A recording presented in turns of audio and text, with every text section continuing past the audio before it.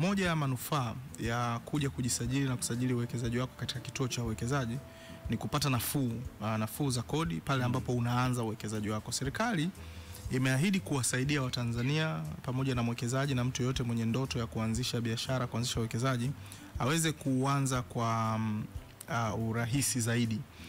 Hivyo unaposajiliwa katika kituo cha uwekezaji unapata cheti cha uwekezaji, na kile cheti kinakupunguzia kodi pamoja na tozo ambazo unatakiwa kuzilipa katika kipindi cha kuanza uwekezaji wako. Leo ndugu Evans, ukitaka kuanzisha kiwanda, cha kwanza kabisa itabidi ujenge godown au kodisha godown, lakini cha pili itabidi ununue mashine. Zile mashine zinapokuja nchini, zile ni bidhaa zako za mtaji, hujaanza kuzalisha. Lakini kama tunavyofahamu, ili mzigo wote uingie bandarini lazima ulipe ushuru wa forodha, lazima ulipe VAT pamoja na vitu vingine. Unapokuwa chini ya kituo cha uwekezaji unapata nafuu katika hayo maeneo, ili mashine yako iweze kuingia kwa haraka.